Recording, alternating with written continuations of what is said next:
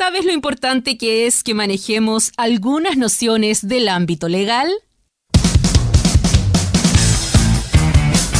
En los próximos 60 minutos, la abogada Karen Muñoz Guzmán se dará el tiempo de explicar en su estilo algunos de los conceptos que debemos conocer, con buena música e invitados. Ahora comienza Abogarrock en Radio Universidad de Concepción.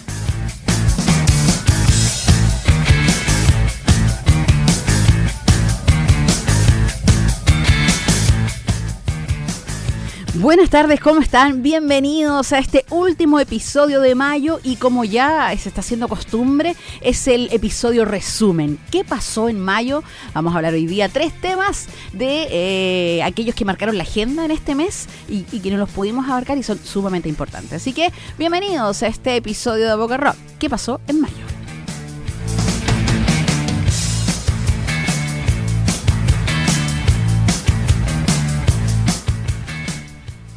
Estamos aquí en compañía de los panelistas de este programa, que nos abandonó uno, así que tenemos un relevo. A mi derecha está Abraham Quesada, abogado y académico, experto en Derecho Constitucional. ¿Cómo estás, Abraham? Hola, ¿todo bien? Muy bien, y por el otro lado tengo a alguien fuera de nuestra área de las ciencias sociales, sino de las ciencias, de las otras ciencias. Él es bioingeniero, Luis Parragués, bienvenido a Abogarrock. Hola, buenas, muchas gracias por la invitación. No, gracias a ti. Vamos a hablar con Abraham y con Luis temas importantes, porque, oye, han sido 5 meses movidos, 2 meses, ¿cierto?, de nuevo gobierno, mucha noticia a nivel nacional y también internacional. Así que vamos a ver algunos temas importantes y, por ejemplo, los ministerios. Tuvimos un cambio de gabinete a 69 días y ahí surgen las consultas. Oye, ¿y por qué tan rápido? ¿Y qué hacen los ministros? Y ahora hay biministros, ¿se puede? ¿Le están pagando 2 sueldos? Todo eso queremos saber. Abraham Quesada abra los fuegos con los ministros. Muchas gracias. Bueno, yo quiero abordar este tema porque yo creo que ha formado parte de la contingencia en el último tiempo, ¿verdad? Sí. Sí. Ha sido bien interesante ver este cambio de gabinete a 69 días del inicio del gobierno. O sea, hacer un cambio tan pronto, yo creo que prematuramente nos da señales. Y creo que en la última versión que tuvimos el mes pasado lo conversábamos. Sí. Que había un problema comunicacional importante, que el lenguaje político habla mucho, ¿verdad? Y ahora estamos en una figura media híbrida con estos biministros, ¿ya?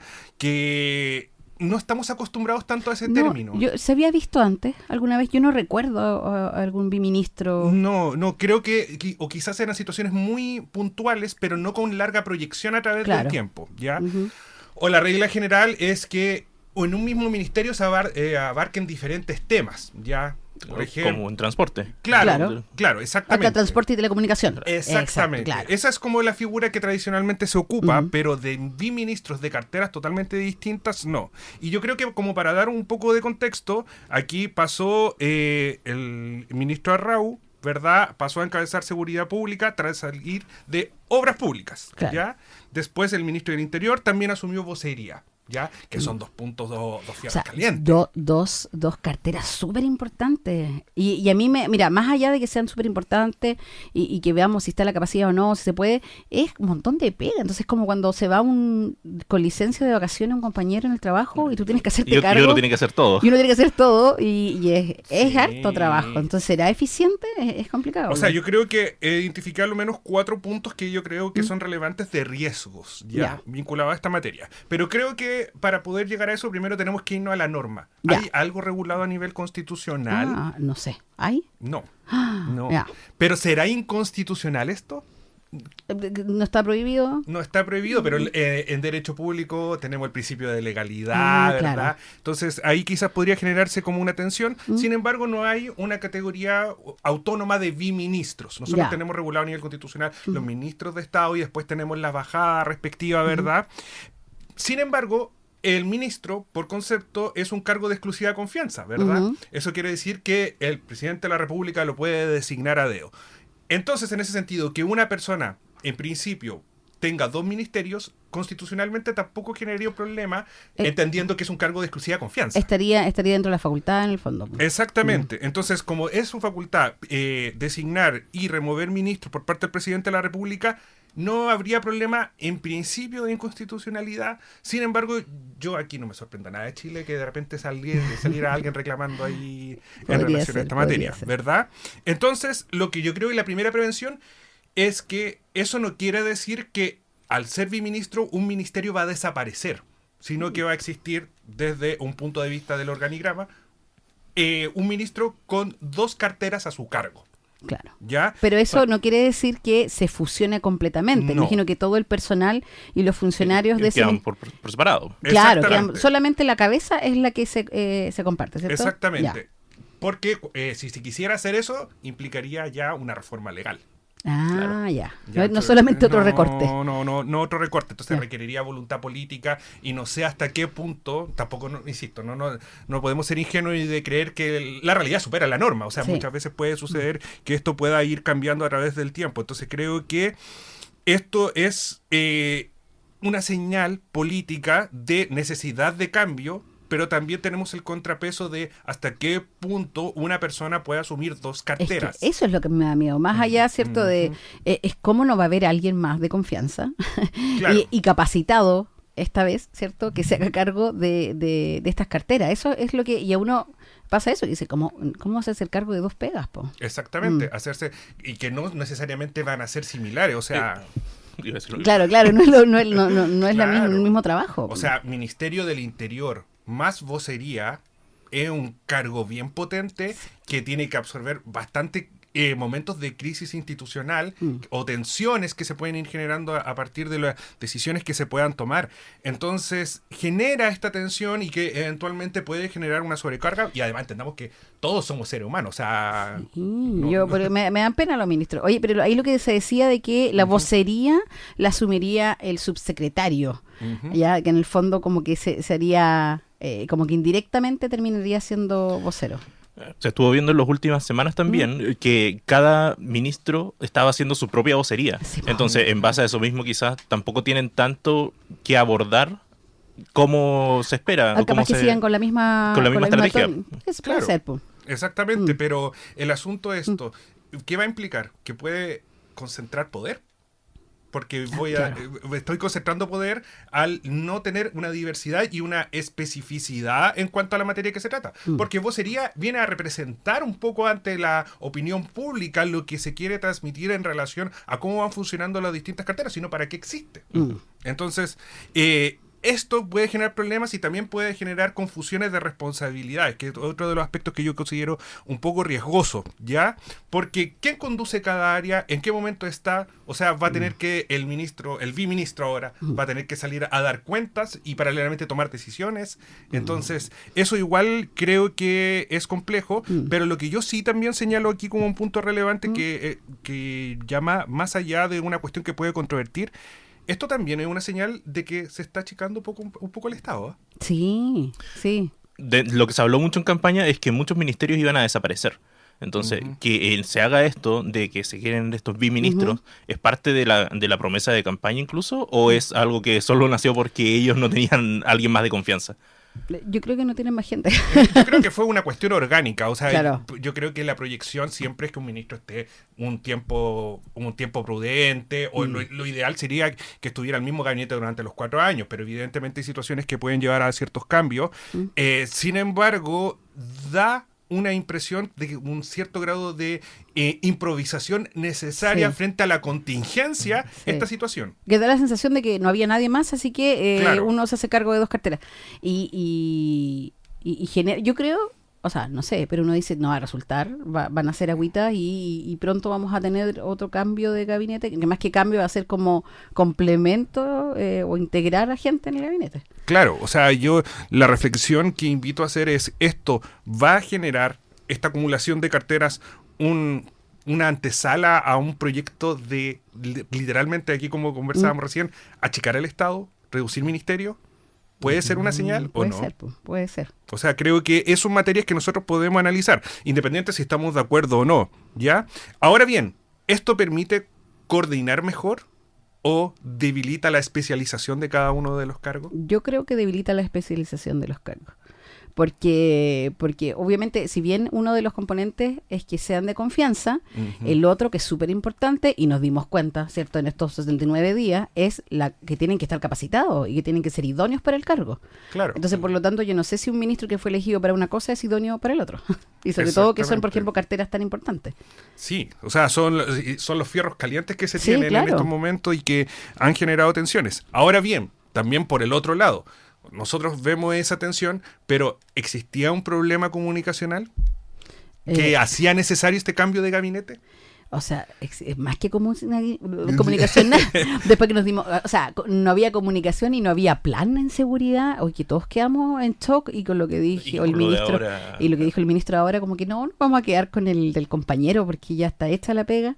Entonces, nos da la sensación de que más que solo comunicacional, era algo más y también hay que considerar que las últimas 2 semanas previas al cambio no estuvimos con vocería.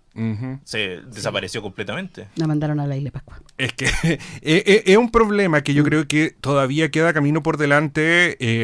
Creo que estos últimos 2 meses se han sentido como 2 años. Desde el punto de vista político, y que creo que también hay mucho camino por delante y es muy temprano para establecer quizá todos estos nexos, y que nosotros tenemos más preguntas, porque un desempeño tampoco se puede medir en relación a 2 meses, pero lo preocupante es cómo se está trabajando esto comunicacionalmente, y lo mismo que señalaba recién, o sea, decir que ahora vamos a tener una continuidad de un plan de seguridad que fue altamente cuestionado en su momento, resulta contradictorio, pero a su vez también nos da la señal de que las cosas no están tan mal como en algún momento se quisieron proyectar. Sí, es confuso. Es confuso. Como dices tú, yo cuando el otro día hablaban de 69 días, yo dije, ¿tampoco? Yo pensé que era más. Y es todo muy confuso. Más allá que uno esté de acuerdo o no, es como cómo. No que Boric había hecho todo mal, no que la seguridad era lo que había que arreglar, no que los inmigrantes había que sacarlos, y resulta que son metáforas, hipérbole, y cada día falta vamos de viendo plan. que hay más cosas que estaban bien de lo que se esperaba, Sí, de lo que se decía. Es raro, y como dices tú, es confuso, y sí hay algo de comunicación, aunque ahora se devela que no es solo comunicación el problema, pero claro, como que el mensaje no está claro.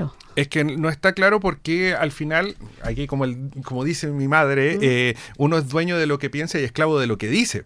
Porque si se satanizó tanto en un momento algo, ahora actuar de la misma línea resulta contradictorio. Uno puede estar de acuerdo o en desacuerdo, pero ahí se generan esas tensiones que uno dice, ¿hasta qué punto en el debate uno va a cuestionar todo lo del adversario y no puede reconocer que también hay puntos de conciliación? Y en este país tan polarizado que ha estado en el último tiempo, creo que eso se ha ido tensionando y se ha ido demostrando que al final no es todo tan blanco-negro. No. No. Y yo creo que un poco al presidente Kast le está pasando también un poco lo que le pasó al presidente Boric, ya, de que eso de ir aprendiendo en el camino, de que y de ir un poco suavizando las posturas, como ir diciendo, chuta, distintos con guitarra. Claro. Cito a Sebastián Piñera. Pero es que es necesario también entender eso, que resulta importante tener claro que no existe una carrera universitaria de presidente donde se pasen como todas estas habilidades, porque aquí se requiere más allá de habilidades desde lo técnico. Y si existiera también estaría colapsada, como todas las que hay. Exactamente, pero el asunto es que las cosas van cambiando, las situaciones van cambiando, y que también hay que tener un cierto grado de comprensión a que todo esto se está asimilando, pero uno no puede entender que todo el mundo se las va a saber por libre. Si aquí se está trabajando de personas para personas. Esto no es una fábrica de papas, ni tampoco es una gran empresa, ¿ya? O sea, se ha demostrado que un Estado no se puede entender como una analogía de una empresa, ¿ya? Porque, insisto, lo que conversábamos la última vez, ¿qué pasa a propósito de los derechos sociales, los recortes presupuestarios? ¿Ya? O sea, una cosa es que se quiera decir, queremos ser más eficientes en el uso de los recursos, pero ¿qué pasa? ¿Cómo eso incide con la vida de las personas? ¿Ya? Y eso igual va generando un alto nivel de ansiedad y de tensión dentro de la opinión pública. O sea, al final, yo creo que tiene que llegar al punto, y yo creo que vamos para allá ahora, de una reconciliación y Claro. entender que podemos tener legítima diferencia, pero también tenemos que reconocer las fortalezas que puede tener nuestro adversario político, pero no puede ser el adversario político el adversario de la vida misma. Claro, el Y que malo, hace el todo némesis, mal. claro. Y que hay que bajar 4 cambios Sí. en cómo venían. Y tienes razón en esto de la empresa, porque cuando en una empresa hay crisis y hay números rojos, empezamos a echar, a recortar, a hacer cambios, y al que le guste bien, y si no, se va. Pero Claro. en un estado tú no le puedes decir a tus ciudadanos, no te gusta, te vas. No, no es así, no funciona así. Entonces, evidentemente, no puedes tratarlo como una empresa, y ojalá que se logre llegar a ese entendimiento rápido. Exactamente, y que institucionalmente esto no... Yo la única prevención es que ojalá que esto institucionalmente no implique el debilitamiento de las distintas carteras. Sí, Ya, y si es que es así, se den cuenta a tiempo para sí, arreglarlo. porque tiene una carga simbólica cada uno también de los ministerios, o sea, la ciencia, deportes, todos son materias que hoy en día se han estado construyendo en raíz de relativamente nuevas carteras, pero que también son prioridades y que son importantes que el Estado pueda garantizar esas materias. Ya, o sea, creo que es una tarea al debe que tiene el Estado y que no puede excluir su responsabilidad o eludir una responsabilidad reduciendo carteras. Oye, y un comentario, quiero saber tu opinión. Algunos critican que este cambio haya sido tan rápido, ¿cierto? O algunos dicen está bien, porque se dio cuenta y actuó. ¿Qué opinas tú? ¿Estuvo bien el cambio de los 69 días? ¿O había que dejar un poco más de tiempo? Es que aquí yo creo que lo importante, quizás voy a amarillar un poco, pero, No importa, está bien. pero yo creo que lo importante es que tienen que ponderarse. Quiero sostener una credibilidad y quiero mantener una institucionalidad, o quiero que llegue y esto se transforme en una bola de nieve que me reviente en la cara. ¿Ya? Entonces, en ese contexto, creo que hay dos lecturas. Y una lectura nos dice, ¿por qué tan rápido? Pero otra pregunta ¿es sostenible o no sostenible? Y yo creo que el tiempo lo dirá, que quizás no fueron las personas más idóneas en su momento. Desde un principio. De un Claro, principio. fue Y una que mala elección. Fue una mala elección en su momento. Y aquí, ojo, no estoy en ningún caso cuestionando como la habilidad o la idoneidad profesional de las personas que estaban a cargo. Quizás otra cosa es con guitarra y uno puede tener habilidad. O sea, yo puedo estar hablando, no sé, de derecho constitucional, pero mándenme ahí al arco, me pegan 5 goles, o sea, me hace 5 O goles en al tiro. una misma vocería, pues incluso Claro. a lo mejor nosotros, no sé, que podemos tener habilidades comunicacionales, pero no sé si uno podría...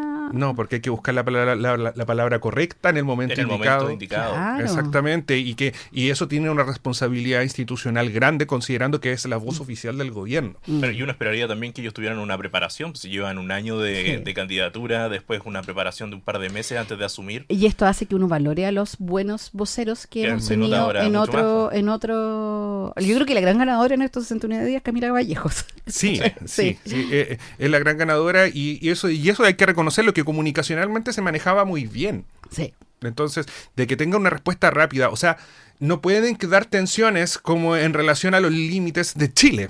Claro. Entonces, esas tensiones no se pueden generar y se generaron en un momento desviando la atención de las prioridades que tiene tanto el gobierno como la opinión pública, porque hoy en día la opinión pública, ¿de qué está preocupado? De seguridad. Así es. Y esperamos que... Bueno, y ahora sabemos que se va a ocupar el plan que ya está. Exactamente. Oye, ¿cuántos Ceremis van ya? Porque la última vez eran 18. Sí, no, Los ya, cambios. ya perdimos la cuenta. Pero ha aumentado. Pero ha aumentado, pasó a los 20. Sí, sí, sí. Creo que pasó dan los 22. Sí, 22 Sí. Ceremis que han salido. Exactamente. Sigue corriendo el número. Oye, gracias Abraham. Muy interesante este tema de los ministros, y esperemos, ¿cierto?, que funcione lo de los biministerios o si no, que se arregle rápidamente. Pero ahora tiene otra misión. ¿Qué canción nos va...? Necesito contextualizar. Ya. A ver, Ya. dame una explicación de por qué vamos a escuchar esto en La Boca Rock. Bueno, pero agradezcamos que he mantenido la racha de no traer canciones de Taylor Swift a esta. Se agradece. Se agradece. ¿Cierto? Ya. Hace 2 fines de semana atrás fue la final de Eurovisión. Ya. Que es uno de los programas o festivales más importantes a nivel mundial, si es que no es el más importante. ¿Ya? Del que han salido grandes artistas. Sí, o sea, ABBA, Celine Dion. Olivia Newton-John también Exactamente, y ahí en ese sentido he estado repartiendo conocimientos tanto en el aula, ¿verdad? Como a nivel familiar en relaciones evangelizando con la Eurovisión. Es que Yo también he sido uno de los evangelistas. Vamos a verlo. es que es necesario porque también tiene una cuota de geopolítica importante de los análisis que uno puede hacer, que yo creo que quizá en algún momento podemos tocar en Abogarrock desde el punto de vista jurídico. Sí, me gusta eso. ¿Cierto? Como que temas random, ya. Exactamente, temas random pero conectados con la geopolítica y las relaciones ¿Sí? diplomáticas de los distintos estados. Yo quiero hablar del álbum, del mundial. Entonces, para hacer de forma bien breve y sintética, es la canción ganadora de este año, ya, que analiza un poco desde el inglés, ¿verdad? Y el país ganador fue Bulgaria, ya. La canción se llama Bangaranga de Dara y que habla un poco de esta ansiedad y de la necesidad de poder controlarla ya y poder canalizarla. Y yo creo que también va vinculado, miren la relación que le realiza. Me encanta, Sí. me encanta. Y que también va vinculado con esa ansiedad que existe dentro de la opinión pública de cómo vamos a seguir proyectándonos a través del tiempo y de tener cierto grado de certeza jurídica y certeza comunicacional. Y yo creo que es un desafío importante que tiene este gobierno, que esperemos que le vaya bien, porque insisto, aquí todos ganamos si le va bien. Sí, pues si uno quiere, le desea el bien porque es el bien de nosotros también. Exactamente. Entonces, con esa analogía, Ya. doy el pase a mi canción del día de hoy. Muy bien, nos quedamos con eso en Abogarrock. Hola, ¿te está gustando este capítulo? Bueno, no olvides suscribirte y hazle clic a la campanita para que te avise cuando hay uno nuevo. Nos vemos. Oye, me gustó que hayas traído una canción de Bulgaria que yo nunca habíamos escuchado en Abogarrock, así que un punto para ti. Maravilloso. Estamos con Abraham Quesada y Luis Parragués en este ¿Qué pasó en mayo aquí en Abogarrock? Recuerden que pueden escuchar los otros capítulos en Spotify, buscándonos como Abogarrock y vernos ahí como nuestras caras, nuestra expresión, el metalenguaje, que es súper importante aquí en Abogarrock, porque a veces se dicen cosas, pero se hacen gestos. Así que vayan a YouTube, el canal Abogarrock, suscríbanse, pónganle like, pongan comentarios, lo que quieran. Compártanlo. Y obviamente si quieren más información, también está el Instagram, @abogarrock.cl y nuestra página www.abogarrock.cl. Oye, las páginas como que cada vez se usan menos. ¿Te fijas que ahora la gente todo busca en redes sociales? Totalmente. Es como que, tienes una página, pero en realidad no nos importa. Deberían tener TikTok. Deberíamos tener... sí, TikTok. No sé, es que yo no sé si... Es que nos vas a hacer trends. Ahí Trend, vamos a tener te imaginas, Podríamos hacer bailes. Bailar Me las encanta. canciones. Bailar. Me encanta. Oye, estábamos hablando mientras escuchábamos la canción de cuáles eran nuestros ministerios favoritos. Y Abraham dijo el de ciencia. Imagino que Luis, siendo bioingeniero, ¿también es el de ciencia? Sí, ¿O no? Sí, el favorito. Me gustaría que invirtieran más, pero sí. Sí, que hubiera más platita destinada y que no dijeran que solo producemos libros. Que solo produce libros y nada más. Oye, Luis, vamos a hablar hoy día de un tema que fue noticia y escándalo mundial, ¿cierto? Uh-huh. Este virus ANTA en un crucero. Exacto. Y más encima habían chilenos involucrados. Da curiosidad esto, ¿cierto? De que sea como un tanto escándalo en el extranjero y también generó cierto polémica que surgieran que nos enteráramos de que habían investigaciones muy avanzadas, que no había financiamiento, desató varias cierto noticias. Así que hablemos un poco del virus ANTA, que a veces como que aprendimos a convivir, que como que es parte de nuestro ADN, parte de nuestras enfermedades, entonces pareciera que, no sé, pero uno como que, pero el virus ANTA. Yo cuando veía las noticias decía, ya, pero ¿qué tanto, amigo? ¿Qué tanto? Sí. Entonces, explícanos un poco por qué pasó esto, ¿es una cepa nueva? ¿Qué ocurrió? ¿Y por qué algunos hablaban de pandemia? ¿La pandemia 2.0 incluso? Sí, pues. Sí. Ya, mira, pero vamos a empezar. Esto fue las primeras 2 semanas de mayo. Uh-huh.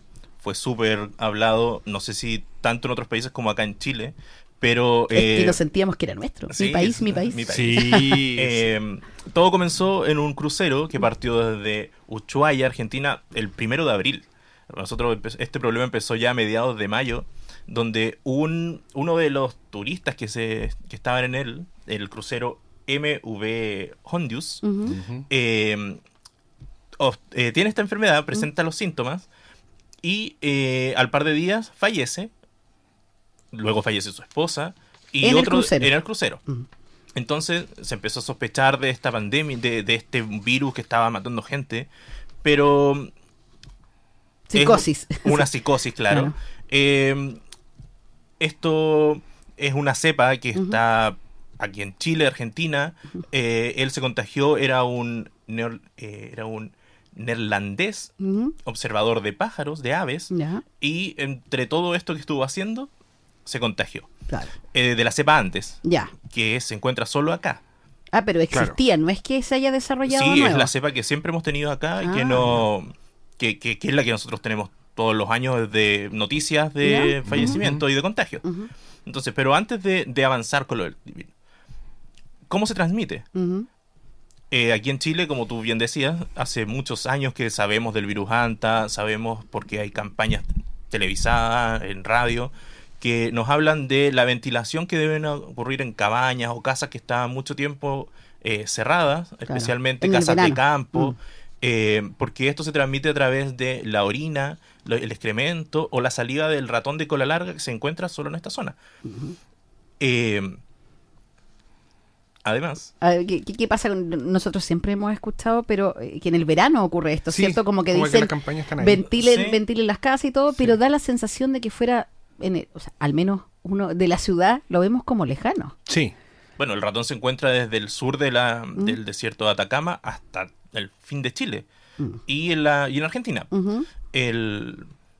Por eso dicen que siempre que hay que ventilar por lo menos media hora, el excremento, todo este polvillo que se genera también es muy tóxico. Hasta ahora principalmente se transmite de esta forma, pero en casos muy extraños se transmite de persona a persona. ¿Por qué es extraño?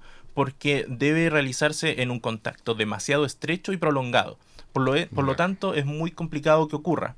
En este caso, sí tiene sentido que hayan sido matrimonio, porque ellos sí habían tenido un contacto estrecho y prolongado. Bueno, también en todas estas investigaciones hablan del tamaño de las habitaciones en los cruceros, los pasillos. Entonces también es una forma de generar este vector en el contacto persona a persona. Ya, pero y eso es extraño porque las noticias, ¿cierto? Se decía como ahora se transmite de persona a persona, como que daba la sensación dentro de lo que se comunicaba que había sido como una especie de evolución del virus y que por eso venía una pandemia, todas esas cosas que uno ve en redes sociales, en TikTok. Bueno, esa era mi siguiente pregunta. ¿Ustedes creen que esto realmente era una pandemia?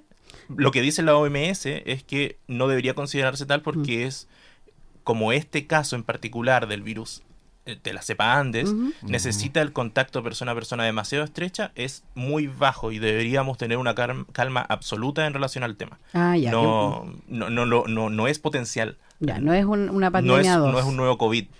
Ya. Recordemos que el COVID tenía una propagación amplia, no era necesario era el contacto, pero no necesariamente en un tiempo prolongado. Entonces esto equivale a un virus más común, por decirlo de alguna forma más sencilla. Que yo creo que aquí también tiene que ver con el aspecto del desconocimiento de otras latitudes en cuanto a estos virus nuevos para ellos. Claro, porque como que en el resto del mundo era de verdad que creían que venía la pandemia. Claro, escuchar estos nombres raros y más encima que se transmitía desde un animal y no sé qué cosa. Claro, volvíamos a recordar el COVID. Sí, claro. Sí. Y como que el crucero poco menos que iba a llegar con todos fallecidos. Había mucha psicosis en torno al tema. Trayéndolo un poco a Chile, porque ya hablamos de lo que dice la OMS. ¿Ustedes hace cuánto que no ven una campaña contra o de prevención contra el virus Anta? Eso estaba pensando. Muchos años. Sí, de hecho como que no sé, te estaba tratando de acordarme cuando hablabas y la verdad hace mucho tiempo que no veo campaña. Yo tengo recuerdos de cuando yo era chico, típico en la tele, en la radio, que pasaba mucho todo primavera, verano. Pero también tengo la sensación de que hace muchos años dejó de transmitirse. A pesar de que solo es una sensación, porque la transmisión de esta información pasó de las redes abiertas como la tele y la radio a redes sociales. Ya, entonces, que es lo que hablábamos ahora, como no hay página. Claro, exacto. Claro. Entonces, sigue existiendo la prevención a través de redes sociales del MinSal, pero a mi impresión, porque creo que nunca la he visto en los últimos 3, 4 años, es mucho menor. Claro. Que también es paradójico porque a pesar de que se sigue haciendo en comparación a las muertes o los fallecimientos del año anterior, 2025, que fueron 8 personas acá en Chile, en lo que llevamos de 2026 hasta el momento hay 39 contagiados y 13 fallecidos. Oye, igual es alta la cifra en Claro. comparación al año pasado. Sí, y debería haber un poquito más de difusión. A mí me pasó eso, cuando empecé a escuchar esta noticia del crucero, dije, uy, como que no sé tanto de Lanta, como si pasaba no sé, en época de COVID. O sea, es que yo me acordé de algo que es muy antiguo, no sé si ustedes, porque son más jóvenes, pero el cólera. ¿Se acuerdan? No. Ya, hace muchos años, yo les voy a contar, niños. Niños, acérquense. Por ahí por los 90 hubo brote de cólera. Y era tanta la difusión, la campaña, y estamos hablando de el año 90, 91 por ahí, no había redes sociales, por lo tanto era televisión, folletos, en los colegios, todos sabíamos los síntomas, que no los voy a repetir aquí, pero me los sabía todos, y yo era niña, y todo el mundo los sabía. Y yo ahora con el Lanta dije, en realidad, no sé bien cuáles son los síntomas. Yo creo que los niños que están ahora en el colegio No tienen idea. tienen idea qué es. No tienen ni idea ya. Y por lo tanto eso igual es malo para la prevención. Claro, o sea, creo que eso es importante y solamente para complementar como el dato jurídico en Muy relación bien, a esta muy bien. materia, ya existe un decreto del Ministerio de Salud que cataloga al antivirus como parte del sistema de enfermedades transmisibles de declaración obligatoria. Entonces existe una obligación legal, o sea, una obligación jurídica vinculada a esto, a notificar, ¿verdad? Si no, con todos los efectos que esto trae, pero con una finalidad básicamente epidemiológica, ¿verdad? Y poder focalizar. Ahora, eso trasladado desde el punto de vista ya más como del área biológico propiamente tal, yo tengo como la duda. ¿Eso generaría eventualmente una epidemia o una pandemia o algo EMIA el día de mañana? Como necesidad de notificar y que aumenten los casos, ¿o no hay correlación directa? Yo creo que no. Ya. De hecho, es lo que dicen todos los expertos, incluso la OMS, que no es O sea, no podría generar una Tendría que ser en condiciones demasiado específicas. Ya. Por ejemplo, es típico que cuando uno va a un concierto, si Claro. hay alguien resfriado, todos se resfrían. Claro. O mucha gente se resfría. Entonces, deberían ser ciertas condiciones específicas para Ambientales, que esto ya. se dé. Pero aparte de eso, no. No, ya. Se ve poco probable. O sea, no vamos a volver al pijama y las series. Por ahora. Por ahora. Por Ya, ahora. antes de cerrar, ¿Ya? quiero hablar de qué se está haciendo en Chile, aparte de estas campañas informativas. Ujú. Sin ir más lejos, aquí en la Universidad de Concepción, Ay, eso es súper importante. obvio, en mi facultad, el Ya. Arco, en el departamento de farmacología, el doctor Oliverto Sánchez, mi profesor tutor de tesis, y todo su equipo están encargados de desarrollar, entre otras cosas, algunos antígenos que sirven como vacuna contra el virus Anta. Entonces, está aquí mismo, en la universidad. Es un desarrollo que se hace y que está ocurriendo hace muchos años. Y aparte de él, hay otra profesora, doctora Ana María Inés Barría, que ha demostrado que ha desarrollado una vacuna con 100% de efectividad. Entonces, ¿Y por qué no está comercializada?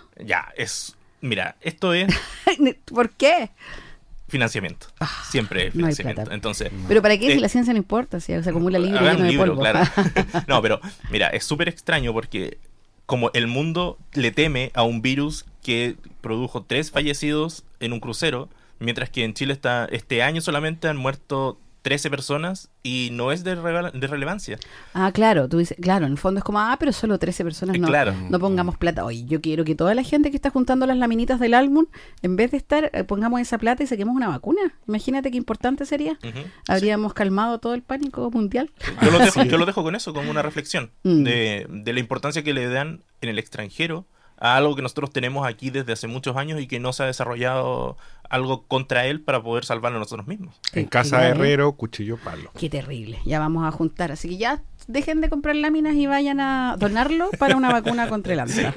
Muy bien. Oye, Luis, ¿qué vamos a escuchar a propósito del virus? Bueno, ¿Virus? ¿O no? Muy antiguo. No, muy ya. Pucha. Ese virus desaparece. Muy antiguo. Bueno, les traigo algo que les va a recordar un poco a la pandemia, Ujú. para que recordemos lo que pasamos en ese tiempo, estar encerrados, lejos de nuestros seres queridos, Ay, sí, era triste. sabiendo de gente que estaba falleciendo en hospitales sin poder ver a sus parientes. Entonces les traigo una canción que se llama Contágiame y que también habla de la necesidad de estar cerca de personas como De tener el contacto de después tener de haber contacto estado humano. separados. Entonces lo dejo con Contágiame de Los de Marras. Contágiame, escuchábamos, ¿cierto? A propósito de el Anta. Vamos a cambiar drásticamente de tema y vamos a pasar de un crucero a un avión. ¿Ustedes han querido abrir la puerta del avión en medio de un vuelo? No, qué bueno, qué bueno, porque no se hace. Vamos a hablar de lo que ocurrió el 10 de mayo pasado en este vuelo de la TAM con ruta Sao Paulo-Frankfurt, ¿cierto? Donde un ingeniero civil industrial chileno, gerente comercial de una empresa que lamentablemente tuvo que desvincularlo porque no podía tener este caballero, Germán Naranjo, ¿cierto? Protagoniza un altercado a bordo, ¿ya? Con la tripulación, en el cual, ¿cierto? Este incidente, porque les digo lo de la puerta, porque se produce de que él trata de abrir la puerta en medio del vuelo y sale a hacer, lo van a contener y van a detenerlo, básicamente, ¿cierto? Los tripulantes de cabina, y él reacciona de manera muy violenta, insultando a uno de ellos, ¿cierto? Tratándolo de, abro comillas, negro, mono, haciendo sonidos, con una actitud, hay videos que todos los vimos, ¿cierto? Sí. Bastante ridícula, mofándose, y además de su orientación sexual. Él siguió a Alemania, continuó, no fue detenido, él continuó su viaje, pero a la vuelta el 15 de mayo, o sea, 5 días después, fue detenido en el aeropuerto de Sao Paulo, apenas baja del avión, y quedó en prisión preventiva en Brasil. Esto causa conmoción por muchas cosas. Primero, una actitud detestable, ¿cierto?, de este personaje. Qué vergüenza que un compatriota se comporte de esa manera, ¿cierto?, con quien sea, ¿ya? Con otra persona. Es una actitud terrible, vergonzosa. Pero más allá de eso, es las consecuencias de esto, que llaman la atención a nosotros por lo grave que es este hecho, sin perjuicio de que nosotros lo reprobamos todos, creo, ¿cierto? Jurídicamente, o sea, las consecuencias que tiene allá legales son súper graves, ¿cierto? Claro, son intensas. Son intensas. Y eso genera, por un lado uno dice, qué bueno, porque el caballero caía bien mal, ¿cierto? Viéndolo en ese video, qué bueno que tenga consecuencias lo que hace, sobre todo porque nosotros estamos acostumbrados que en Chile ocurran esas cosas, lamentablemente, sí. Y no pasa nada. Y no pasa nada. Entonces, pero en Brasil sí, nos dimos cuenta de que eran delitos y delitos graves, ¿ya? Investigando un poco para ver por qué esto era tan así, me di cuenta que desde la Constitución del 88 en Brasil se elevó la lucha contra la discriminación al máximo rango legal y se clasificó el racismo como un crimen inafianzable, o sea, no pueden salir bajo fianza, sí, con plata da lo mismo, imprescriptible. Y este 2023, ¿cierto?, producto de una ley que extremadamente severa, se equiparó la injuria racial al delito de racismo. Cosas que para nosotros son súper desconocidas, y creo que estamos un poco en pañales en temas de discriminación. ¿Por qué lo digo? Más allá, después vamos a hablar de que si está bien o no, eso, pero un pañal es porque hemos tenido algunos intentos y muchas veces no sé si son tan efectivos. Ya, racismo, ¿qué es racismo? Insultar a una persona determinada, ¿cierto?, utilizando elementos de raza, color, etnia u origen. Y aquí además se suma la homofobia. En Brasil la transfobia y la homofobia también están penalizadas bajo el mismo estatus de racismo. Entonces acá la gravedad penal de estos delitos es alta, es importante. No es como acá, porque acá cuando hablamos de injuria, ¿cierto?, ¿en qué pensamos? En de repente la farándula, Pamela Díaz y toda esta gente, Luli, demanda, y nos damos cuenta que disculpas públicas, multas, pero como que da la sensación de que no pasa nada, ¿cierto? En cambio aquí no, acá estamos hablando de una pena efectiva de cárcel, entre 2 y 5 años, en una penitenciaría brasileña además. La defensa de este caballero intentó alegar que, no se acordaba, si no me acuerdo no pasó, esa es la típica. Sí. Sí. Y con de hecho, decía que no medicamentos. se encontraba tan bien que no podían escribir. Toda la declaración que salió hasta hace unas semanas, supuestamente la escribió el abogado porque él no era capaz de escribir. Claro, ¿no? Y dijo que él había visto los videos y le extrañó porque no se ese no era reconocía. yo, era un impostor.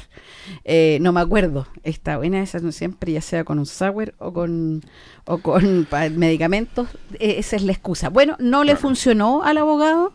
Ellos argumentaron que consumía fármacos para dormir y que los había mezclado con alcohol y esto había generado esta situación, ¿cierto? No sirvió de nada y él está hoy en prisión preventiva esperando a ver qué va a pasar. Y ahora yo les hago la pregunta, ¿qué tan importante es que se castigue el racismo con esta rigidez? ¿Está bien? ¿Es mucho? ¿Es una enseñanza? A lo mejor nosotros deberíamos ser así de rígidos también. Abraham, ¿qué opinas tú? Creo que aquí hay varias dimensiones que uno puede analizar desde la proporcionalidad del acto, pero desde el desconocimiento de la justicia penal brasileña, a cómo están sancionados otra clase de delitos. Ya, yo creo que eso sería como interesante poder analizarlo para poder comprender por qué se está equiparando a ese nivel. Ahora bien, entendamos que el mundo brasileño, o sea, el Brasil en sí, tiene una cultura distinta, como bien señalaste, en cuanto a problemas vinculados a la discriminación en sí. Acá nosotros vemos la discriminación casi como una cuestión de mala educación. Y eso también yo creo que se genera en razón de la misma cultura del chileno. Y no hay que ir más lejos para ver comentarios en redes sociales, ya racistas, homofóbicos, transfóbicos, etcétera, etcétera, etcétera. ¿Ya? Y incluso, y eso es lo que me llama más la atención, de repente incluso ocupando como las palabras como la palabra del Señor, o ahora estamos en tiempos tan terribles y todo, etcétera, etcétera. ¿Hasta dónde está el límite? ¿Ya? Y el problema que acá en Chile existe la denominada ley Zamudio, la ley antidiscriminación, la acción que también permite, ¿verdad?, recurrir a la justicia, pero desde el punto de vista de la cátedra, ¿verdad?, de los estudiosos vinculados a esta materia, siempre he escuchado que la postura es, esta ley quedó corta, es insuficiente. ¿Por qué? ¿Y cuál es la gran crítica que se le hace? Solamente se aplica una multa. ¿Y qué viene después de una multa? ¿Ya? Alguna pena que implique privación de libertad. ¿Ya? Entonces, eso sería como coherente o le daría como una fundamentación a esta idea de, claro, que termine en reclusión. Creo que es coherente y tampoco está tan alejado, porque aquí tenemos un megamix medio extraño, porque tenemos por una parte homofobia, por otra parte racismo, y en un contexto de la seguridad de un avión. Sí, eso también, estaban varios delitos involucrados. Claro, o sea, entendamos que físicamente no iba a abrir la puerta, pero... No, pero hay normativa aeronáutica que también está infringida por esta señora. Exactamente, y además de eso aquí les traigo un poco el dato rosa, ya, que cada 3 horas la seguridad de un vuelo en la Unión Europea se ve amenazada por pasajeros disruptivos, y al menos el 70% de los incidentes incluye alguna forma de agresión, y una vez al mes se llega a un aterrizaje de emergencia. Oye, o sea, es más común de lo que pensábamos. Exactamente, y esto es muy común, y a propósito de eso, hay un caso en Ryanair hace poco, donde se busca iniciar acciones civiles, por ejemplo, para recuperar los gastos de todo lo que implicó. Este es un caso así de alrededor de 15.000 euros. Entonces son multas bastante intensas, y que un pasajero disruptivo, más allá del mismo hecho que puede ser chocante, genera un retraso en todo un avión y genera también consecuencias por ese lado. Ahora bien, volviendo al tema de no discriminación, creo que es interesante analizar la proporcionalidad comparándolo con la comisión de otros delitos, pero creo que el camino correcto es efectivamente sancionar y dar muestra que, aunque suene un poco populista desde el punto de vista populista no punitivo, ¿verdad?, creo que también hay que dar muestra que son conductas que no son correctas dentro de la vida en sociedad. O sea, tenemos que respetarnos. Así es, y voy a cerrar con el por qué, porque yo estoy de acuerdo contigo, pero quiero dar algunos datitos de lo que tú decías. La ley Zamudio se quedó corta y ya casi 14 años de vigencia, el número de demandas es bajísimo, entre 40 y 60 demandas al año, y la gente prefiere otras vías porque la ley Zamudio es lenta, costosa y exige tramitarse, ¿cierto?, en tribunales civiles, que eso es más demoroso. En cuanto a los resultados, hay cifras un poco negras, ¿ya? Cerca del 55% al 60% de las demandas son desestimadas, ¿ya? Y solo el 25 al 30% acogidas. Entonces, finalmente no funciona, no sirve. Y como bien decías tú, y con esto quiero cerrar, el discriminar o el racismo no es una cosa de mala educación, sino que, y quiero que reflexionemos, porque esto ataca la dignidad humana. Aquí la ley no castiga una opinión poco políticamente incorrecta, sino que castiga el ataque directo a la condición humana de una persona. El racismo, la homofobia, no es una libertad de expresión, amigos, porque hay gente que todavía cree que es así. No es una libertad de expresión. Son actos de violencia psicológica y que anulan la dignidad de un individuo. Por lo tanto, no se tienen que decir, y estoy de acuerdo contigo en que, claro, podemos discutir a lo mejor la proporcionalidad, pero sin duda creo que están mejor ellos, que son estrictos, que nosotros, Claro. que lo relativizamos, ¿ya? Y por último, no solamente es por lo de la dignidad, sino porque esto es un efecto disuasivo real para que esto no ocurra, porque al final, y me encima, sobre todo en Chile, que necesitamos leyes para aprender a comportarnos, no nos queda otra. Así que cierro, no sé si hay algún otro comentario aparte. Estamos de acuerdo, ¿cierto? Cerramos con eso. Estos fueron los temas que un poco marcaron la agenda, ¿cierto? Hay muchos más, pero queríamos hablar de esto para ilustrarnos y hacer un resumen de mayo. Así que agradecidísima de Luis con su aporte de la ciencia. Lo vamos a invitar de nuevo. Lo vamos a invitar de nuevo. Y Andrés Conta, que no vino. Nada que ver, todo por estar estudiando. Eso va a ser magíster, diplomado. Nada que ver. Qué desubicado. Gracias, Abraham, nuevamente por haber venido a Boca Rock. Muchas gracias a ustedes por la invitación. Nos vemos el próximo mes, ¿cierto? Al cierre de mes. Así es. Y yo me quiero ir con una canción que tiene que ver un poco con mi tema, ¿cierto? Con el racismo. Es una canción intensa, directa y muy vigente, lamentablemente. Es un llamado a cuestionar el racismo, las divisiones y los abusos de poder. Y todo esto con la energía de una tremenda banda. Estos son los Red Hot Chili Peppers y The Power of Equality, aquí en Boca Rock.